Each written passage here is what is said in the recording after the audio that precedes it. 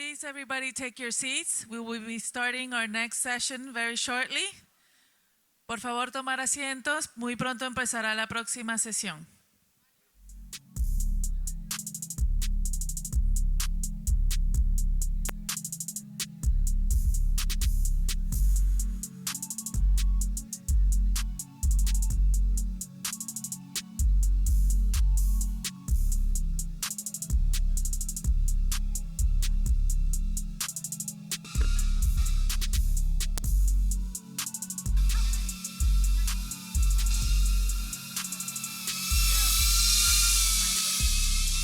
Pero no pasa nada. Este es para ti.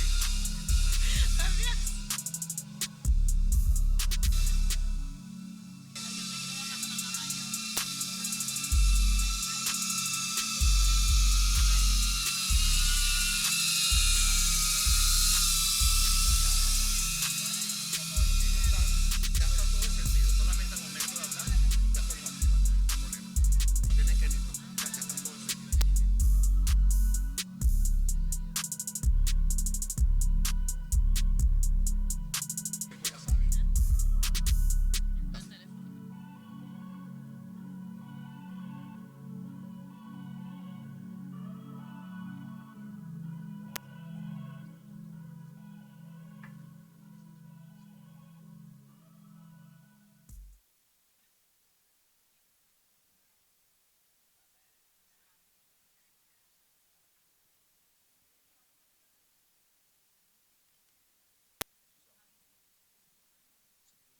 Like this.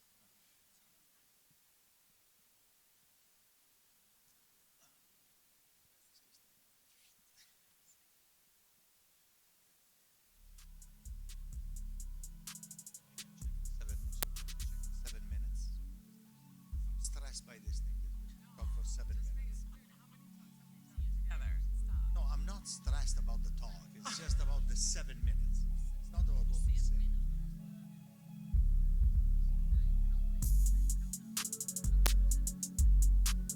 Siempre demasiado que decir. Exacto. Esatto. Hi, everyone. Kids, behave. Thank you. Thank you so much for joining us. Welcome to our wardrobe, style, and sustainability talk. My name is Sofia Agostini. I am a fashion journalist and a professor at Instituto Marangoni, Miami, and I will be the moderator for this session. Thank you so much for being here. Our group of panelists are all brilliant people that are authorities not only in fashion but in sustainability here in Miami. Thank you for being here. Gabriella, here to my left, is the founder of Upcycle Project. She has made it her mission to raise awareness of the waste that the fashion industry generates. And she has done this through disruptive events, interesting talks, a TED Talk that is very interesting, and I encourage you to look it up, especially if you're looking at this through stream. Wait until we're done. She has also done student mentorship programs, inspiring discussions, and products that result in creative circular solutions. She has a company that does textile waste management. She will be talking about that in a few, explaining what that means. Thank you, Gabriella, for being here. Mario Braghieri is the fashion leader, the fashion design program leader at Instituto Marangoni. He has been involved in fashion production for over 30 years. He has worked with Lagerfeld, Emporio Armani, Masca, Cerruti, Mariella Burani, and he has also toured the world with Marangoni because he has taught in almost all of the locations that Marangoni has, all of the campuses. That means London, Paris, Milan, Florence, Shanghai, and now here in Miami. Thank you. Thank you for joining us. And last but not least, Lourdes is the executive managing director at Miami Fashion Week. She is responsible for the relaunch of the Miami Fashion Week brand, and she is the curator of the Miami Fashion Week Summit that has been raising awareness about sustainability and technology since its beginnings. Thank you so much, Lourdes, for being here. Bienvenida. I wanted to start with you because I wanted to ask you why, since the very beginning of the relaunch of the brand, have you seen important to talk about sustainability in the summit? What made you think in 2015 we cannot do this event without talking about sustainability and fashion? So, well, thank you, Sofia, and thank you, Premios Verdes, for the invitation. It's great to have these kind of events more and more in Miami. So, welcome and thank you. And I don't know, okay, there. So, when we were planning, we did like a pilot event in 2016, as we call it. So there was a couple of years of a lot of planning, strategy, and while all of that was happening, a lot was happening locally and internationally in fashion. So locally, the design district it was just starting. Brickell City Center was being under construction. Miami Fashion Institute was about to open, and Marangoni, there was already rumors about Marangoni opening a school in Miami. So there was a lot happening fashion-wise in Miami, which was very interesting, but internationally, the draw was on sustainability. So when we were thinking about the rebrand and, you know, lots of changes in terms of branding and production that had to take place, there was always this recurring thing, like we had to have like a new vertical that would differentiate Miami Fashion Week in the past to the new Miami Fashion Week. And sustainability seemed like the way to go. Antonio Banderas, sorry, I thought, okay, there's some images of some of the summits that we've done. So Antonio Banderas, he's in one of those pictures, he's the honorary president, he's a partner in Miami Fashion Week. And in 2016, he was in school in Central St. Martin's in London. And the UK has been a pioneer in everything that has to do with sustainability and fashion. So he's clear and determined that sustainability had to be inserted one way or another within Miami Fashion Week. And that's how Miami Fashion Week Summit happened. And that's where I met Gabby, who I guess we'll talk about it in a little while.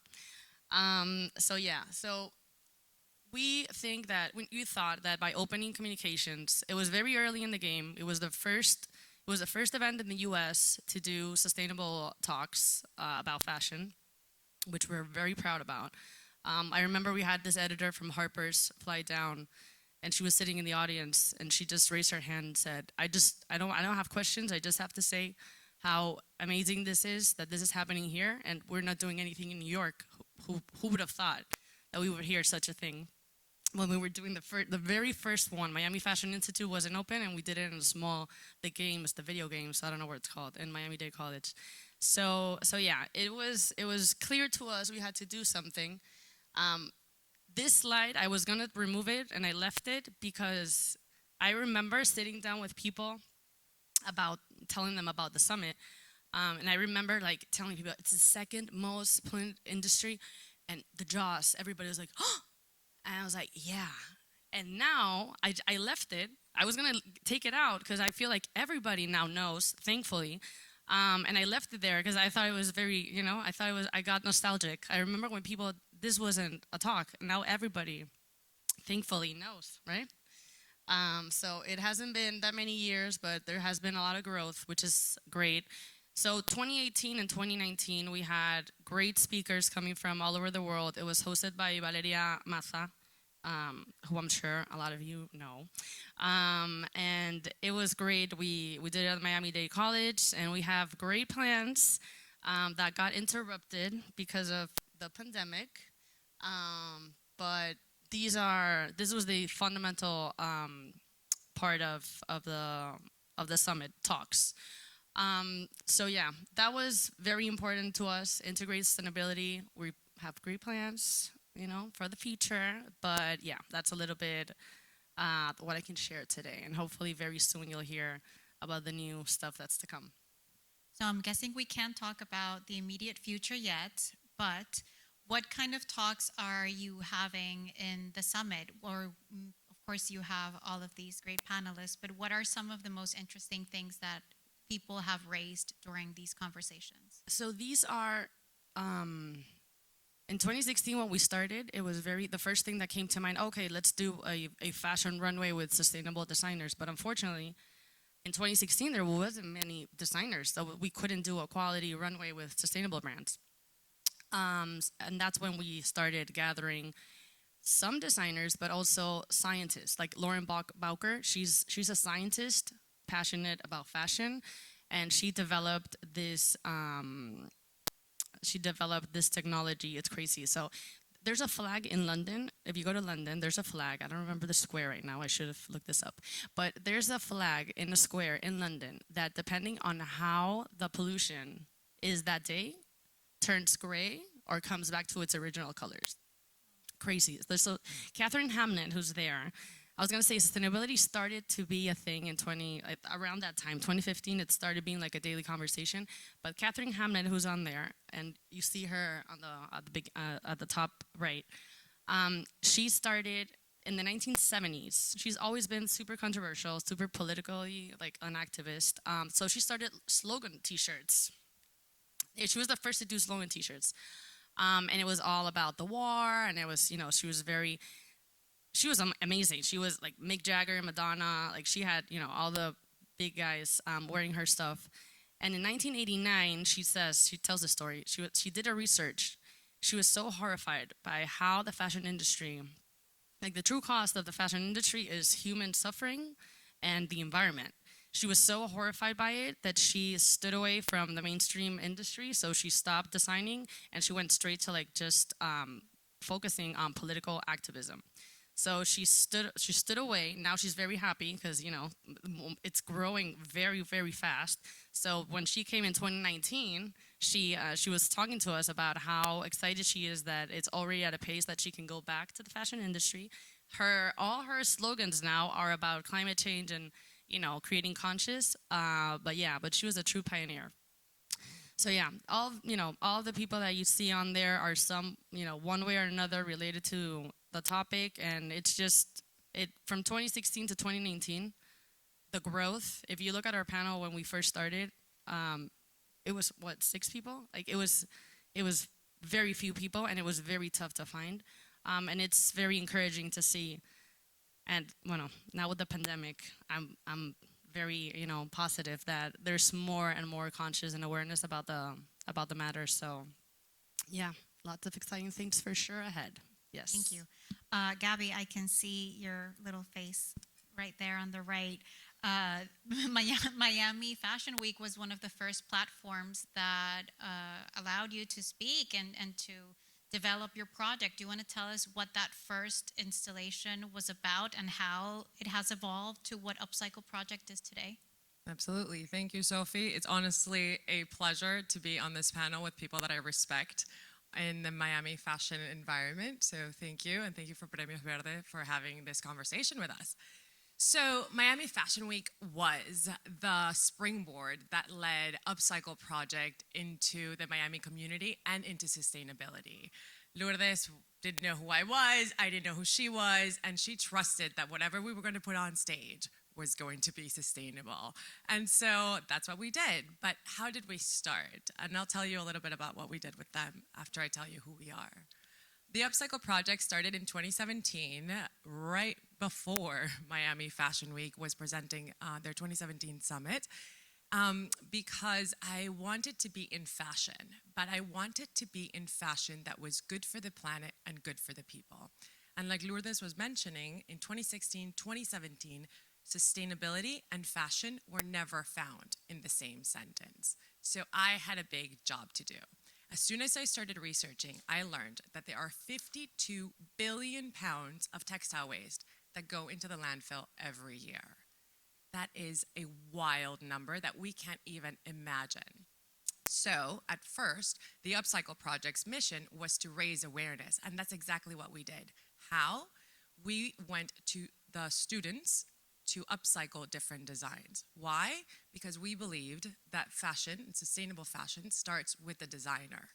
So I started asking my community around me. So if you've ever met me, you know that I talk a lot and I ask a lot of questions. Well, my dry cleaners was a good friend of mine. Of course he was. Why wouldn't he be? And I asked him, I said, Tony, what is it that you do with the clothing that people forget in the dry cleaners? Who here has forgotten clothing in the dry cleaners? Man, be honest. Be honest, because 90% of it is all button-down shirts. Mario knows this well. I'm too cheap to go to the dry. So this presents a huge real estate problem for the dry cleaners. So when people forget clothes, they have to store it for a year. After a year, they donate it to different nonprofits. Upcycle Project has recently has a 501c3, so they donated it to us. What did we do in turn? We donated it to Miami-Dade Fashion School, who had just opened, and we gave them a workshop. So we have education, we have raising awareness, and then Miami Fashion Week was a true springboard to have the student creations be showcased at their summit, and that's where we said, look, there are 52 billion pounds of textile waste, going to landfill every year. This is one thing that we can do. But of course, that wasn't scalable, right? If I had people tell me like, okay, are you gonna go to every actually, somebody did tell me this. And it was Javier Goyoneche, who is the co-founder of EcoAlf, a pretty important Spanish sustainable fashion brand. And he says, well, what are you going to do? Are you going to go to every single dry cleaners in the world and take their waste? I didn't know what it was doing. It was a passion project at first. And I said, well, maybe, let me explore it. And that's when I met Mario from Instituto Marangoni, and I went to every single design school in Miami and every single fashion platform in our city to create awareness projects. I have worked with students from Parsons, FIT, Marangoni, Miami Fashion Institute, the Miami International University of Art and Design. So that was our core. Our core was education, and our core was sustainability. Now, our mission has grown and evolved. Our mission today is to find creative circular solutions for textile waste, to turn textile waste into valuable raw materials to build a more resourceful world. But what does that mean, right? So like the t-shirt that I'm wearing today, let's talk about slogans, it says, don't be trashy. Why? Because it's made from trash. It's made from unwanted cotton and plastic bottles. So these are the kinds of examples and the kinds of things that we've grown in the last 5 years to do. We've done education, we do raising awareness, and now we do circularity projects. That is very ambitious and impressive.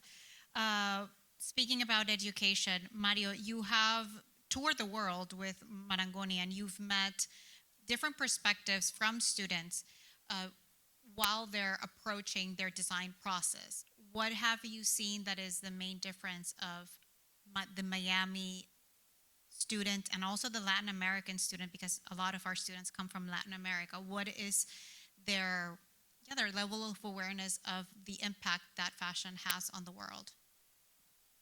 Well, I have to say that I arrived in Miami really unaware of sustainability, to be honest.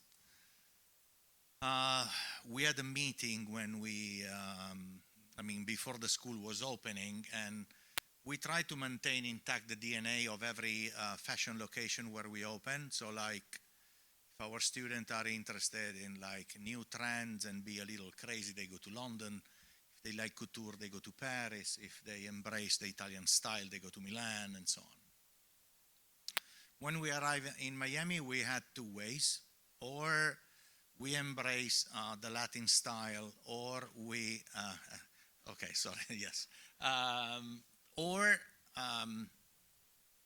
like we go towards like sustainability. Like we realized pretty soon, like how, to be honest, like the level of consumption that there's in USA, it's something that I didn't experience anywhere else in the world. So this really compulsive shopping, but also this lack of culture regarding what you buy. It's something that, let's say, caught our attraction immediately, and then after a very small research, we realized that like it was the right move to do, and so we started to try to give to all our programs, and like also in our vision of fashion, to involve the students in, let's say, in sustainability, or let's say a culture of giving value to clothes. For me, from my perspective of, let's say, a differently young person, the difference that I see the most is the lack of culture in what you buy. So people buy compulsively. They don't. They buy more because they see this garment over a celebrity rather than evaluating what they buy and how it would look on themselves. I don't see the pleasure that I always had, that you go to the store, you touch the fabric, you appreciate it, you put it on and you see how you look into it. You know, the mechanic changed completely, and I think that give value to what you buy, to what you make, especially in the case of the students, is extremely important. Our students, for example, from the US, it's a very big cultural difference. Like here, people are more business-oriented than product-oriented. Like my students are more, oh, how can I make money out of this? Rather than, oh no, they create their garment like if it were their baby, you know? So this difference of culture, I think that we are doing a good job in instilling in our students this new sense of realization of what they do and how they're supposed to do it. And of course, yes, like we try to all the time reduce the waste to the minimum. We also introduce a lot of 3D design simulation softwares. So like we basically have a totally zero waste production of prototypes before establishing the collection. But I still think, as you mentioned before, that the importance of the design, like go back to that culture that, as Vivian Westwood said, we should buy less but better.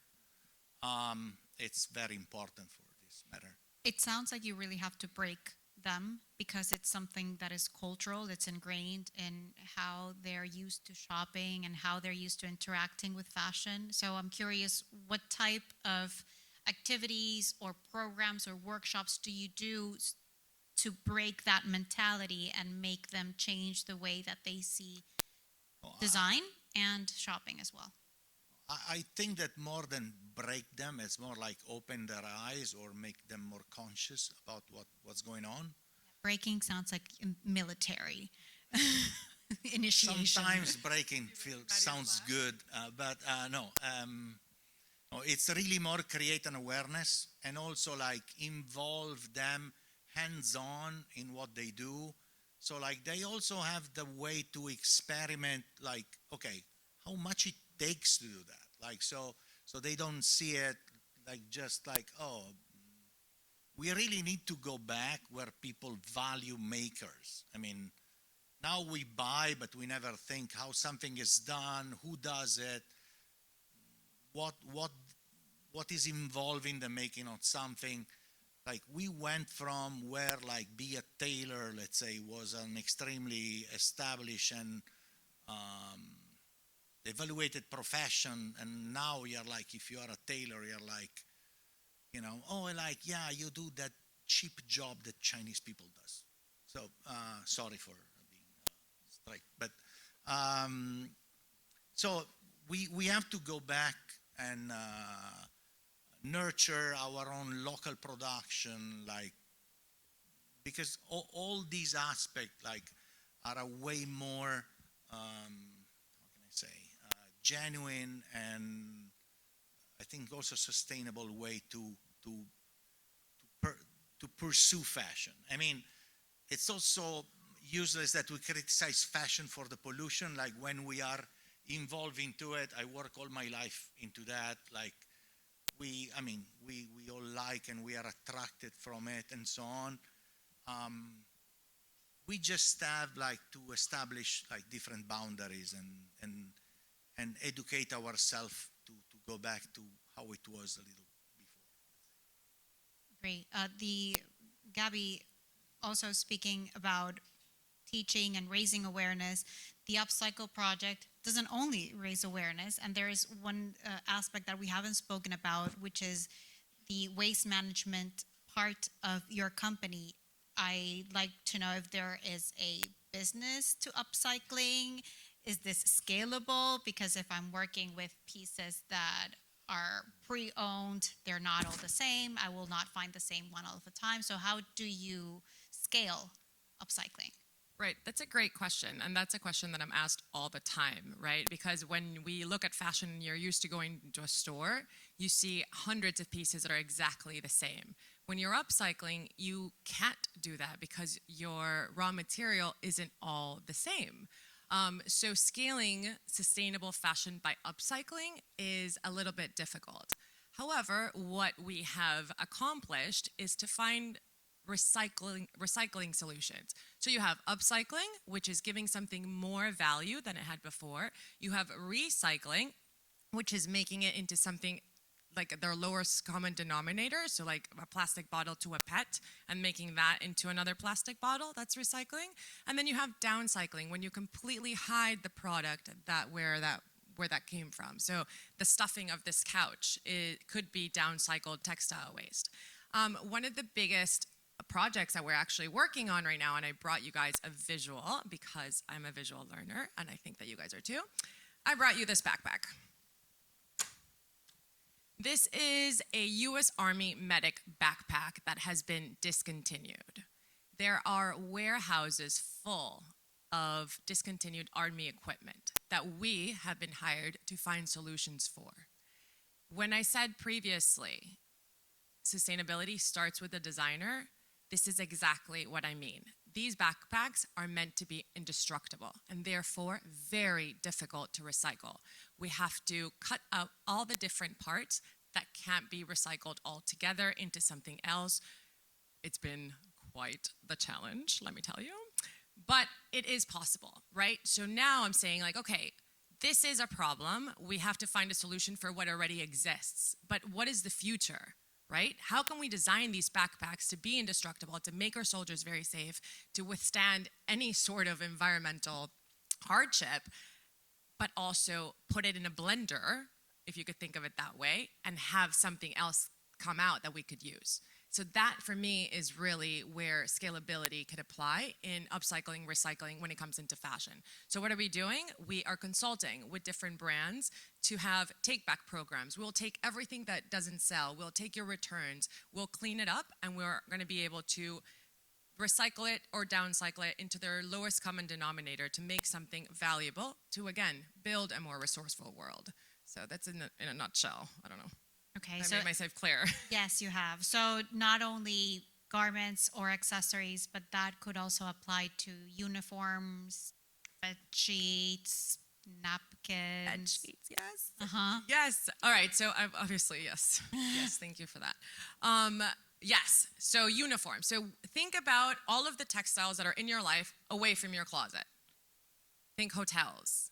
Think your kids' school uniforms. They grow. I mean, it's a byproduct of the business, you know? Like your kid is not going to be able to wear the same uniform until he's 15. It's not going to happen. You need to unfortunately, yeah. There you go. Yes. That's a whole nother story. But what I'm trying to tell you is that there are just waste. So I have a theory that going zero waste is necessarily impossible because we are impactful beings. Everything we do has an impact. We're all just sitting here. We're breathing in oxygen, and we're breathing out carbon dioxide. That has an impact, but it has a positive impact because it works within our environment. So in fashion, we have to do the same thing. We have to be able to say, okay, well, my child is going to outgrow this. My hotel has clean bed sheets that are relatively new because that's what you want from a hotel. And I don't expect them to use the same towels for 50 years. But what do we do with that? We don't necessarily have a fashion problem. We have a waste management problem. This was a really intense kind of realization that I came to because I really wanted to be in fashion, you know? Like I really did. I love fashion. But I ended up creating a waste management company specifically for textiles to give this circularity a possibility at least. That must have been a very exciting eureka moment. I can work with fabrics in a way somehow and don't feel bad about it. You know, as long as I'm invited to Miami Fashion Week, I'm okay. Always and Lourdes. forever. Thank you. Lourdes, a common statement that you hear been thrown around and quite lightly is that Latin American fashion is sustainable by default because of the scale of our production, because of maybe the access to the very harmful chemicals. Maybe they don't get to us, so we're producing responsibly, but that's not the whole part of but that's not the whole negative impact that fashion has. So yes, in some ways we are sustainable by default, but what do you think our Achilles heels lies, and what could we be doing better? So, I think Latin American fashion in general is at a great stage. And as I was saying before, when we relaunched Miami Fashion Week, it was a good time because everything that was happening locally and internationally regarding sustainability specifically, Latin American fashion is booming. This is a word I'm using a lot these days because Miami is booming too. I guess we all agree. We're here. But Latin American fashion is booming as well. So the fact that all these new brands and new designers are coming alive during these past years where sustainability is no longer an option but is a must, it's a great advantage for them. And it's very encouraging to see. So it's a great, I think it's a great moment. It's a great combination. I think it's a very, very, very, very good first step. But I think sustainability is, it's a journey. I think it's a process. When I was showing you before, all the speakers that we had, when I first heard the word, I was like, oh, yeah, you think, oh, you have to, we were talking about this before, oh, you have to dress sustainable. Oh, okay, I'll wear a paper dress. Yeah, no. But that's what you think. That's what I thought. And then you hear all these people that are changing, they're changing how fashion works, and they're changing it, impacting the world, which essentially is our planet, our everything. So it's not only, I would always get frustrated. Like, I wish 1,000 people were sitting at the summit every year, because I'm saying you don't have to be interested in fashion to be interested in what those people are doing. Like just what Gabi said now, everything that she's doing now. I don't know. You don't have to like fashion one bit to be interested about what she's saying. So this is a very, very important topic and issue that has gaining a lot of relevance. Latin American fashion, back to your question, is at a very good place. It's a very good time. There is, of course, a lot of room to grow. There is a lot of opportunities to keep growing. We are all educating ourselves as to how to be more sustainable ourselves. So the pandemic showed us. I guess everybody saw when nature was saying thank you for all the planes being paused for a little bit. So in that sense, the CO2, what Gabi was talking about, when, for example, Dominican Republic, I was just speaking to a designer today in the Dominican Republic that's trying very hard to be as sustainable as she can. She's very frustrated. Gabi shared a little bit how frustrated. So this gets a little frustrating, but it's very rewarding when you achieve things. So she was telling me, I'm in an island, so I don't find good fabrics here. I have to import. A lot of stuff is imports, and that's airplanes. That's, again, CO2. Like, there's no way around it. So as much as I try to be sustainable, I am contributing to all that air travel. So that is, I think, one of the biggest challenges: access to, quality stuff, fair wages, fair trade. Like, all of that is very tough. Sustainability is somewhat expensive, but it's circular. So there's a lot of countries that the governments that are already helping a lot the fashion industry. The ones that are not, I'm sure they're going to start doing so very soon, because it is becoming a problem, for all of us. And I feel that with the right help, with the right incentives, these guys, they're really trying their best, not to fall into fast fashion, because fast fashion is super tempting. It's super easy and it's profitable. But it is. And so there's that risk of these people just turning around. So I think the journey is there, the path it started, the base is solid and it's there. And it's when I was telling you we didn't have designers to do our runway years back. Well, now it's not the case, and we're just talking about 6 years ago. It's not 20 years ago. It's just 6 years, and 2 of them were in the pandemic, where a lot of these designers were very much struggling to do anything with their businesses.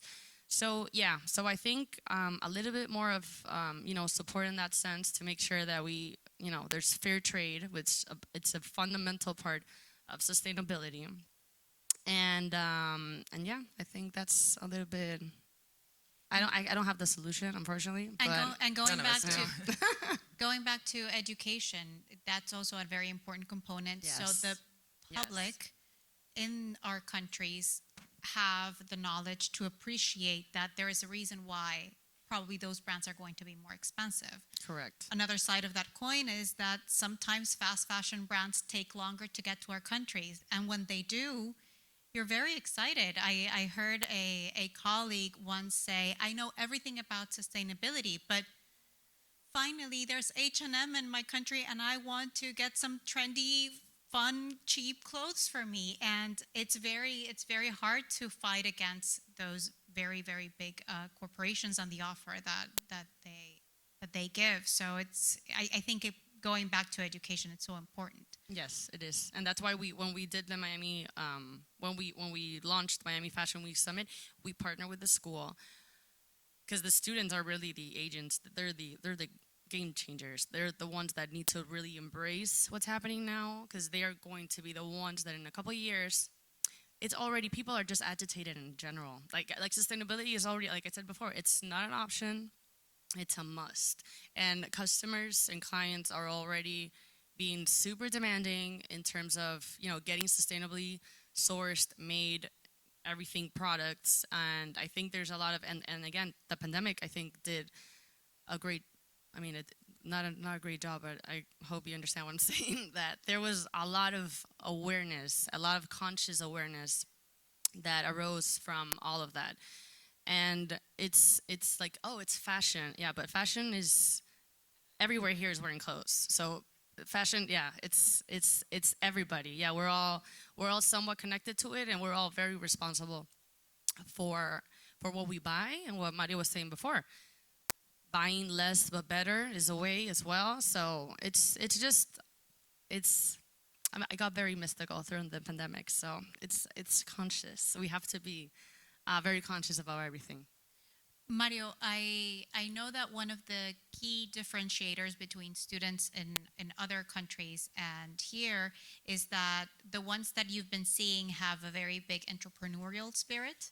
They come with already the idea of the brand that they want to launch and how they want to do it and the aesthetic that it's going to have. The Instagram is almost ready by the end of their first semester.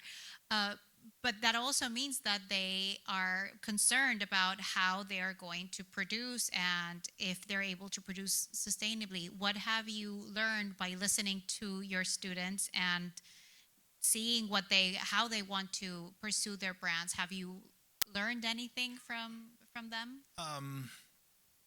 Of course, I learn a lot from them. I feel that one of the strong points of the Latin American market here is also the Latin American production. So they can produce at let's define a decent price and at a decent distance from here. What I can see as a big plus point is that you can go and follow your product and really have something the way that you want to have it done. I feel that it's absolutely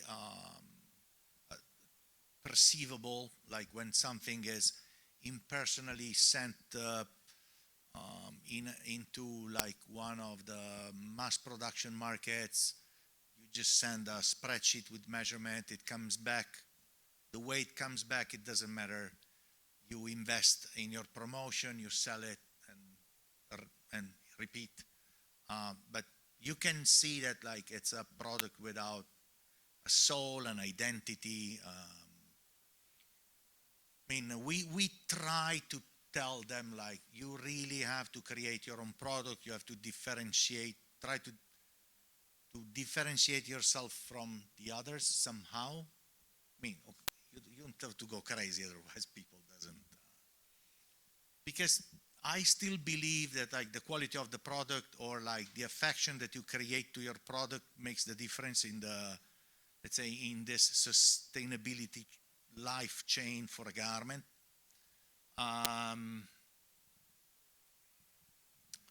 So I feel that when you have something you love, you don't throw it away.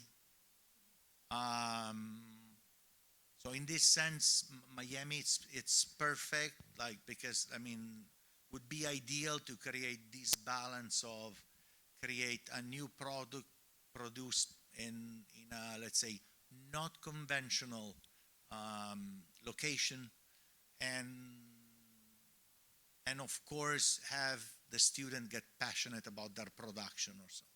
This is like what we try to mutually teach to each other, but it's a difficult matter, because we learned as well, like also with Gabriella in many talks, we interview a lot of sustainable store managers, and they always told us, of course, sustainability is a plus, but if what you create is not nice, people are not going to buy it.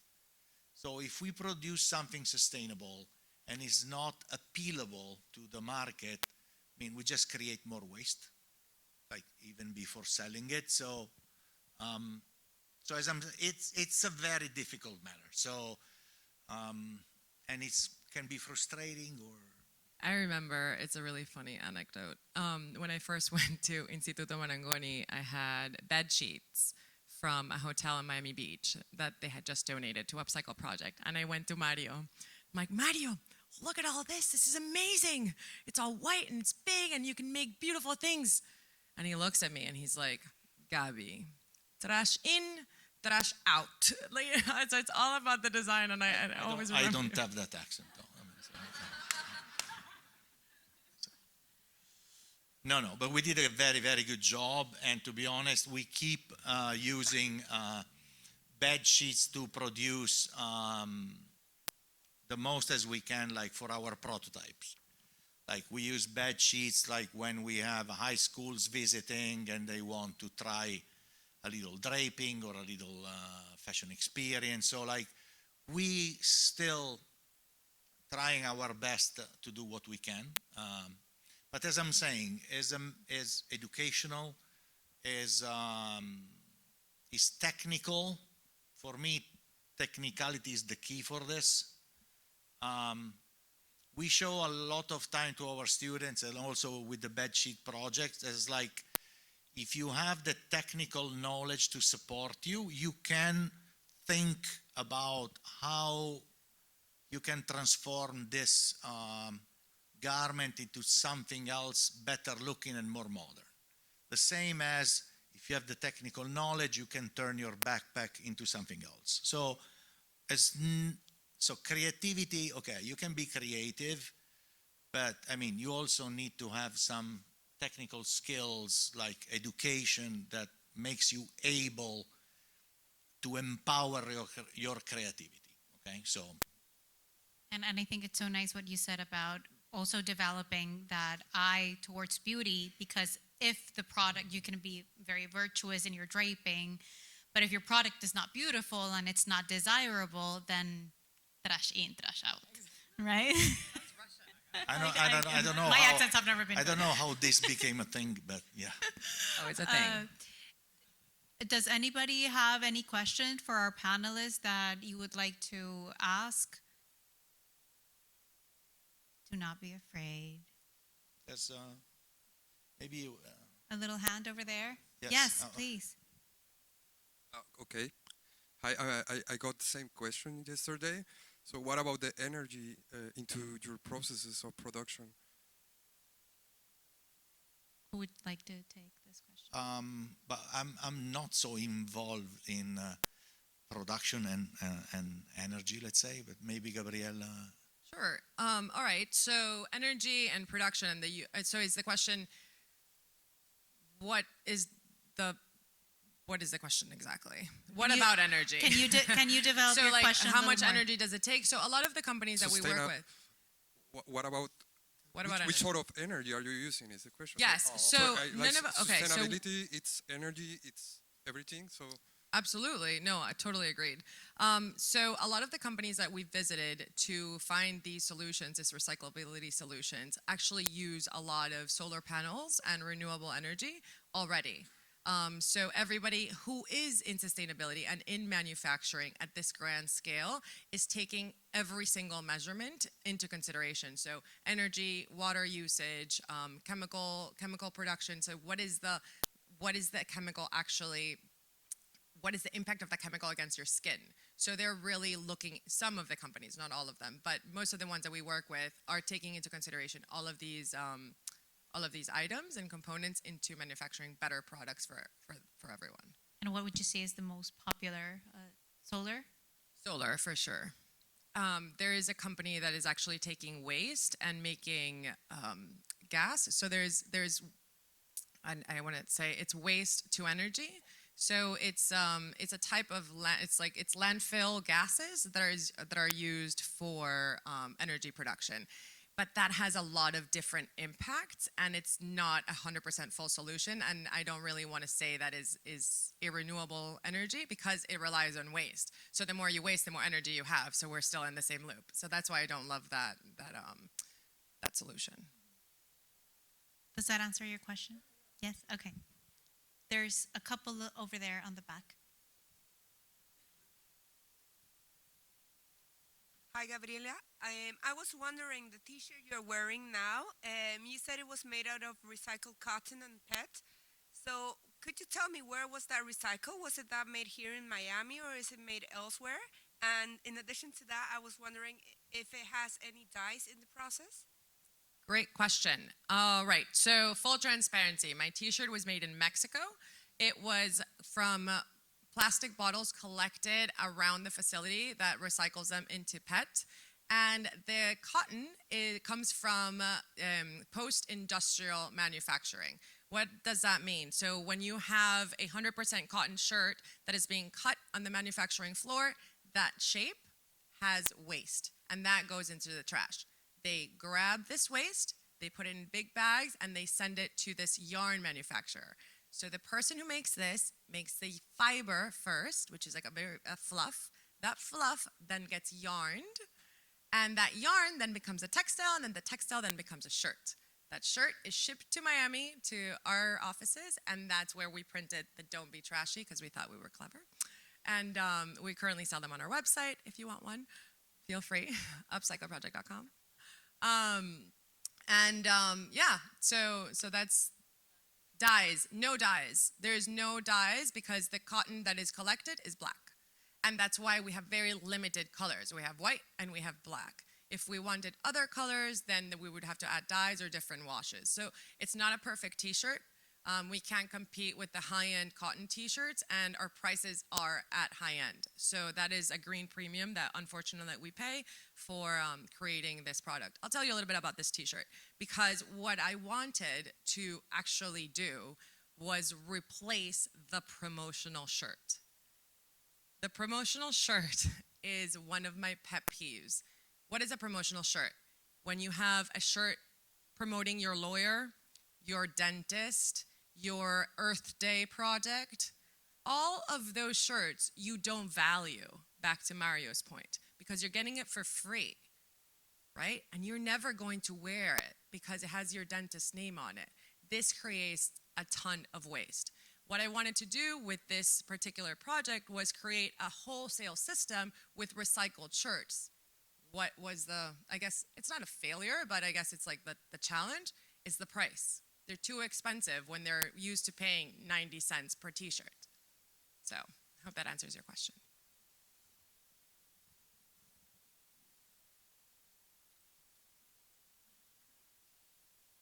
Thank you for a great exposition. And this question is for all of you. And what do you think the role public policy plays in the production of textiles and clothing? And do you think it should be more involved, like the European Union, where they're not allowing certain Primark things into the European Union or anything like that? But at the same time, does that create accessibility issues for migrants or low-income citizens that require of these clothes to like survive winter or anything like that because they can't afford the Vivienne Westwoods of buy less but better? Okay, well, there's actually probably like 75,000 brands in between Walmart and Westwood. I mean, so there's a lot of choice and a price choice. For example, like personally, even if I work in fashion, I buy very little. Probably also because I passed the age of being fashionable, but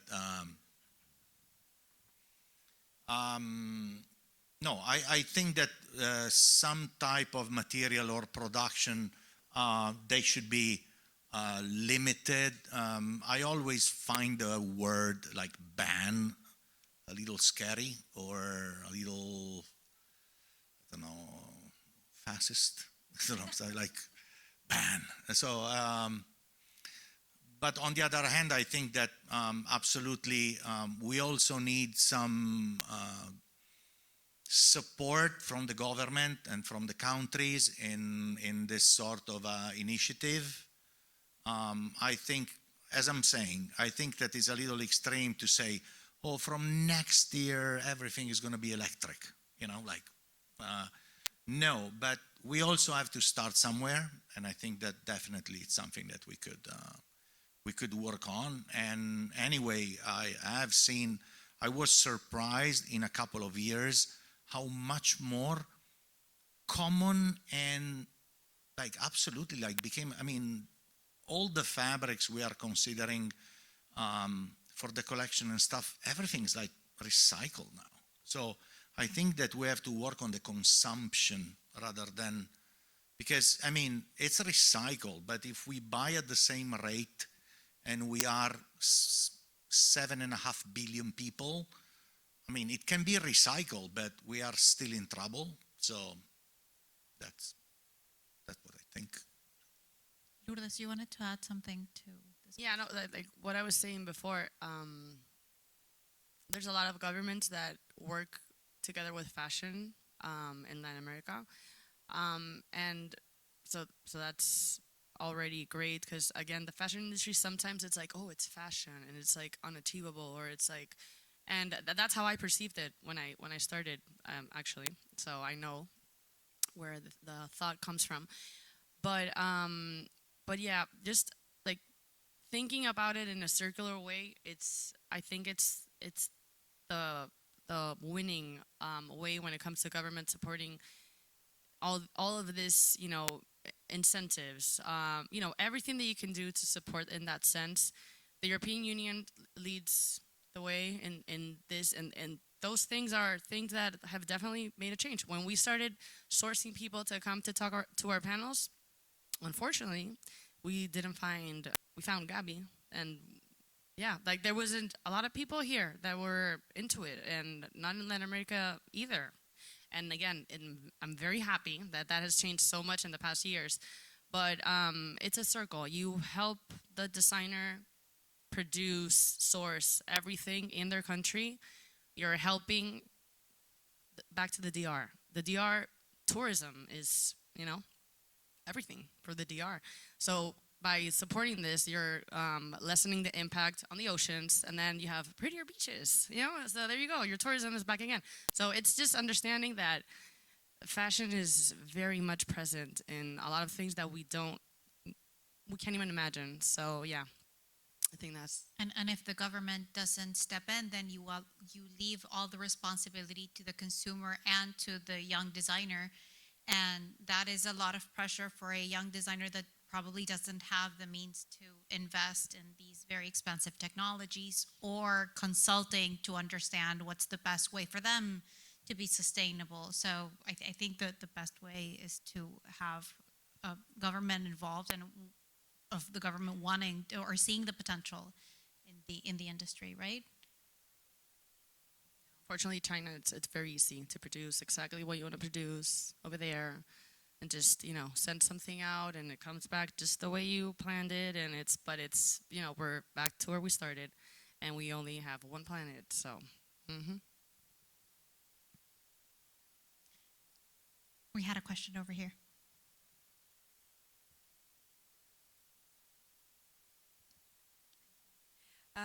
This question is for Gabriella. I want to ask you what has been the biggest challenge in spreading awareness about conscious consumption?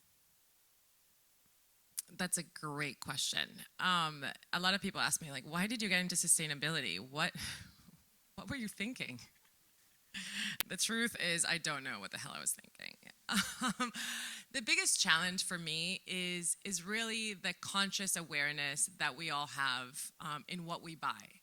And it's understanding that we truly are interconnected. And there is no other time in history that all of us in this room have felt that than the pandemic, right? We all are connected very closely. So when it comes to fashion, we know that it's a take, make, waste system, right? It's linear, there's no circularity. And we are responsible for that waste. I have a lot of girlfriends that say like, oh, Gabby, I'm going to dinner with you, but I promise I won't wear sada. It's like, okay, but don't promise me, this is for you, right? So the biggest challenge in convincing people to move away from fast fashion, to have and make conscious decisions in their everyday life, is convincing them that it's for them. Sustainability is really interesting because I recently found a way to define it, and I'm going to give it to you, and you take it for what it may. But sustainability for me is doing something good today for someone else in the future.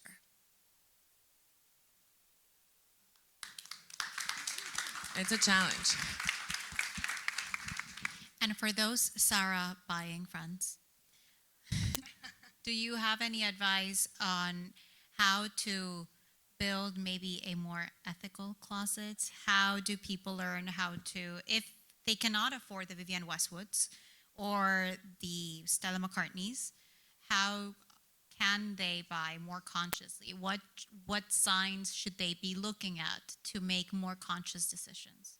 That's a great question, and that's something that we get asked all the time. So personally, I broke up with fast fashion 2017. And the problem with fast fashion is that they make it really, really approachable and really nice. It's beautiful. And everything matches, and you want to buy not one thing, you want to buy 5 things. And you can afford it. So how do you compete with that?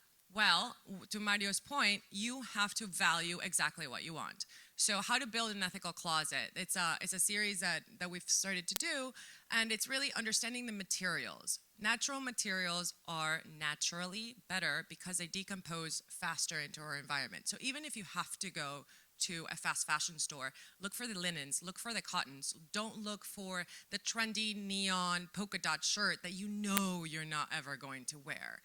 Be mindful of your style and buy for longevity. Don't fall into these trends. Ask yourself, why am I buying this? Did I buy this because I saw it on the influencer? And now I really feel like I'm going to be more like her? You have to get a little bit more conscious, like Lourdes was saying, into why we're buying the things that we're buying, especially in this country. I feel that we have this pressure to keep up with the Joneses. And that's something that is unsustainable for your pocket and for your closet. And for your self-esteem.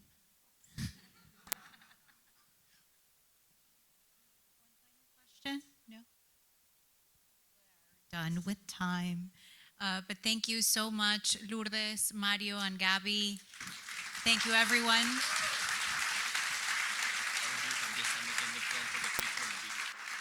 And thank you, Thank you, Sophia. Sophie, for thank you. This is Sophia's first moderating